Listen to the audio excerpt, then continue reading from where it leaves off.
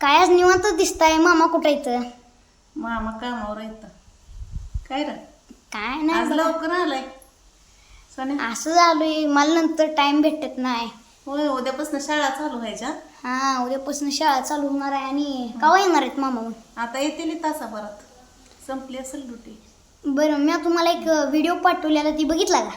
पवायला लागलेलं वय. हा, होय यार सोन्या, बघितलं तू पवायला लागलाय त्यातून. चांगलं येत आहे पोवायला. येतंय चांगलं यायला लागलं, पण लय लेट शिकला रे तू. आमचा करण पहिलीत असतानाच पवाय शिकला. त्याला सांगितलं होतं पाण्याचा आणि इजेचा धोका आहे म्हणून मामाने लवकरच शिकवलं त्याला. नाही, आमच्या इथे हे पण जवळ आहे आणि थोडं भीती पण वाटत होती. आणि पाणी वाढायला ताकद लागते. आता काय विहिरीच पाणी जड, काय विहिरीच पाणी, काय विहिरीच पाणी हलकं, ह्याच्यावर पण असतंय.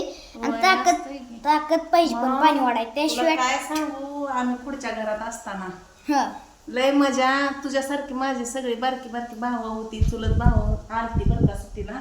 हा आणि माझा ती मुंबईचा एक भाऊ राहुल म्हणायचा, ती पण आलता.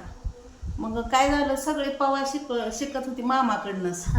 आणि मग शिकायला लागल्यावर मग मी मोटरपाशी उभी राहिली. पहिला आम्हाला काय कामच नसायची, जनावरं ही नव्हती, पोरं बारकी असल्यामुळे धुणं भांडी स्वयंपाक झालंही झालं. मग मी बसली होती आपली चोली त्या ह्याच्यापाशी, मोटरपाशी उभी राहिली होती. बघत होती कशी पावते ती, कशी उड्या मारते ती, काय काय करते ती. आणि मला राहुलनं आला अचानक, त्याला केंड बांधली दोघा तिघाला. पप्पू होता, राहुल होता.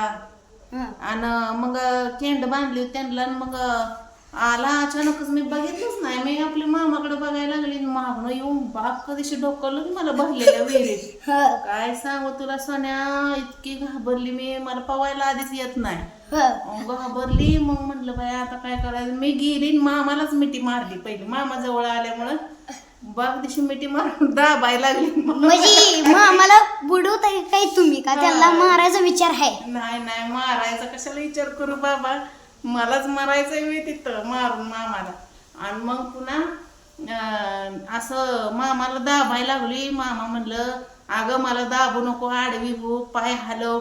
मला कुठं पाय हलवायला येतं या, मी जडच्या जड आधीच नाही. आधी पहिल्यांदा पोहा शिकताना पाय खालीच राहतात आणि नंतर थोड्या दिवसानं आडवं पाय होतात. लगेच पाय आडवं होत नाही, लगेच आडवं होत नाही. आणि मग काय सांगायचं, मला काय आडवं व्हायलाच येईना. मी मामाला धरून अशी दाबायलाच लागली. मामाने मला पाठदिशी बाहेर काढलं. मला म्हटलं, आई घाले निघ बाहेर, मला मारून ठेवशील दाबून दाबून. मामाने शिवी दिली काय तुम्हाला? मग काय, मला आठवतोय ते शब्द. आणि मग तुझ्या या पाहुण्याच्या किस्सामुळे मी आता हे सांगितलं बरं का. खरं मला आठवण, मग मी मामाला सारखी ध्यान करून देत असते. मला कसं राहुल न ढकलल्यावर तुम्ही कसं बोलला होता म्हणत असते. लय मजा आलती बाबा, मजा वाटते आता सांगायला, पण त्यावेळेस मी लय घाबरली होती. मला पवायलाच येत नाही तर उगच काय. तुम्हाला पोहा शिकवाय पाहिजे होतं मामान तुमच्या. नाही, आमच्या तिकडं विहिरी नाही, त्या रानं नाही ती. आणि मग लोकांच्या विहिरीला कोण जातंय ना. इथं कसं जवळ रानात राहतोय म्हणून इथं सगळ्याला मजा येते पोरांना. आणि मग चिमू पण शिकली आता लवकरच. बाया मलाच येत नाही, मीच राहिली आडानी. काय करायचं. नाही, माझ्या मम्मीला पण पोहा येत नाही, तिला पण आता असंच वाटतंय. आमच्या बामात्याला येत होती पवायला. माझ्या खवायचे सगळं, काष्टा घातल्यावाने उडी मारायच्या आत्या. होय, मला येतच मला पण लय वाटलेलं. काय झालं, पहिल्या दिवशी ही पण आमच्या जवळ 2 विहिरी होत्या. एक 25 फूट खोली होती आणि एक 50 फूट.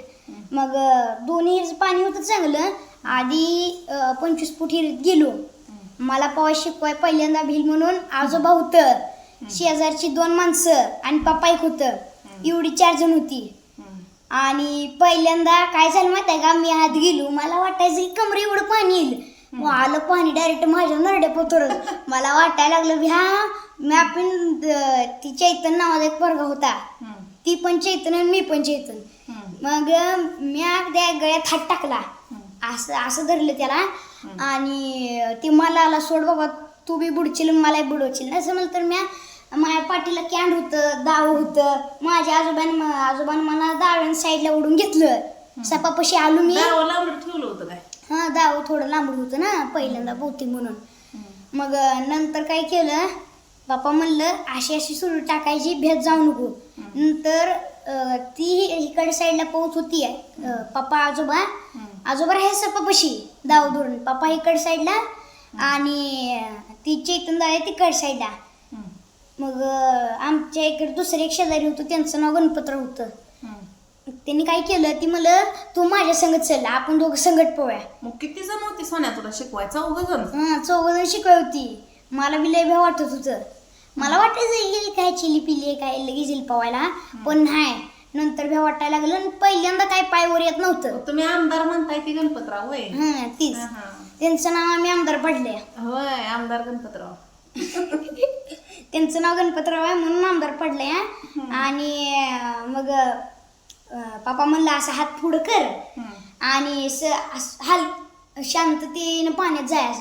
मी तसं एकदा करून बघितलं आणि नंतर मला काय पायवर येत नव्हतं. आतल्या आतच मी सायकलचा पैडल हाणल्यागत पाय चालवत होतो त्यामुळे थोडं थोडं पुढं जायचो. नंतर अशा 4-5 चक्रा मारल्या. दुसऱ्या दिवशी थोडं भ्या मारलं. आता येतही. नंतर दुसऱ्या दिवशी थोडं भ्या मारलं नंतर पायवर यायला लागलं नंतर डबके वाजायला लागल्या. नाही शिकलं उशिरानं का होईना पण माणसानं शिकलं पाहिजे पवायला बरं का. ती चैतन दादा नाही दासा मामा ती भ्यानं 10वीत शिकला पवायला. होय आमची किती लवकर शिकली 6वीत असतानाच. बरं मंडळी तुम्हाला पवा येते का नाही ते कमेंट करून नक्की सांगा. बघा आमच्या बाच्यानं काय सांगितलंय.